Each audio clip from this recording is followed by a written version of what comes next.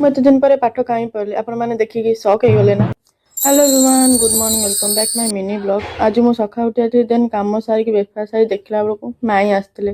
ଦେନ୍ ତାପରେ ଦେଖିଲା ବେଳକୁ କେତେ ଜିନିଷ ଖାଇବାକୁ ଆଣିଥିଲେ। ଖାଇବା ଥିଲା କାକେରା, ଆରିସା, ବାରା, ଦେନ୍ ତାପରେ ରସଗୋଲା ବି ଆଣିଥିଲେ। ମୋତେ ବହୁତ ଭଲ ଲାଗେ, ଆପଣମାନେ କମେଣ୍ଟ କହିବେ ରସଗୋଲା କାହାର। ଦେନ୍ ଏଠି ଆରିସା ପିଠା ହବ ବୋଲି ମାଇଁ ଏଠି ଚାଉଳ ଶୁଖଉଥିଲେ। ଦେନ୍ ଏଠି ଗୁଡ଼ ପାଗ କରିଦେଇଥିଲେ ସେଠି ଆରିସା ପିଠା କରିବେ ବୋଲିକି। ଦେନ୍ ତାପରେ ପାନ ମଧୁରୀ ପକେଇକି ତାକୁ ଭଲସେ ତାକୁ ଗୋଳଉଥିଲେ। ଦେନ୍ ଏଠି ମୁଁ ବି ସାହାଯ୍ୟ କରୁଥିଲି, ସେଠି ଚାଉଳ ଚୁନା ପକେଇଥିଲି ବସିକି। ମୋତେ କାମ ନାହିଁ ଏସବୁ, ତାଙ୍କୁ ଯାଇକି ହେଲ୍ପ କରୁଥିଲି ବସିକି ଚାଉଳ ଚୁନା ପକଉଥିଲି। ଦେନ୍ ଚାଉଳ ଚୁନା ପକେଇ ସାରିଲା ପରେ ସେ ତାକୁ ଜନ୍ତିକି ରଖିଦେଲେ। ଦେନ୍ ଏଠି ଆମେ ସମସ୍ତେ ଆସି ଯାଇଥିଲୁ ଲଞ୍ଚ କରିବାକୁ। ଏଠି ଥିଲା ସମସ୍ତେ ଆମେ ବସିକି ଲଞ୍ଚ କଲୁ। ଦେନ୍ ଲଞ୍ଚ ସାରିକି ଏଠି ବସିକି ଆରିସା ପିଠା ବନଉଥିଲୁ।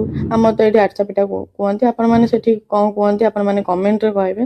ଦେନ୍ ଏଠି ଆମେ ଆରିସା ପିଠା କରିସାରିକି ସେଠି ସେ ଏବେ ବାହାରିଲେ ଯିବା ପାଇଁ ଘରକୁ। ଆଜି ଆସିଲେ ପୁଣି ଆଜି ବି ପଳେଇଲେ। ଦେନ୍ ଆମେ ଯାଇଥିଲୁ ତାଙ୍କୁ ଛାଡ଼ିବାକୁ। ଛାଡ଼ିକି ଦେଖିଲା ବାଟରେ ଗୁପଚୁପ୍ ବନେଇଥିଲା। ଝିଅ ପିଲାଙ୍କ ତ ଫେଭରେଟ୍ ଜିନିଷ ଗୁପଚୁପ୍। ମୋତେ ଏଇଠି ହିଁ ଭଲ ଲାଗେ ଗୁପଚୁପ୍ ଖାଇବାକୁ, ମୋତେ ଆଉ କୋଉଠି ଭଲ ଲାଗେନି। ଦେନ୍ ଏଠି ଆମେ ଗୁପଚୁପ୍ ସମସ୍ତେ ଖାଇଦେଲୁ। ଖାଇସାରିକି ଦେନ୍ ଘରକୁ ପଳେଇ ଆସିଲୁ। ଦେନ୍ କିଛି ସମୟ ରେଷ୍ଟ କରିକି ପୁଣି ସନ୍ଧ୍ୟାରେ ମୁଁ ବସିକି ପାଠ ପଢୁଥିଲି ଏତେ ଦିନ ପରେ। କାଲି ଆମର ଇଣ୍ଟରନାଲ ଏକ୍ଜାମ ଅଛି। ଦେନ୍ ଏଠି ମୁଁ 4ଟା ଲଙ୍ଗ କୋଶ୍ଚିନ୍ 4ଟା ପେଜରେ ଫୁଲ୍ କରିଦେଇଛି।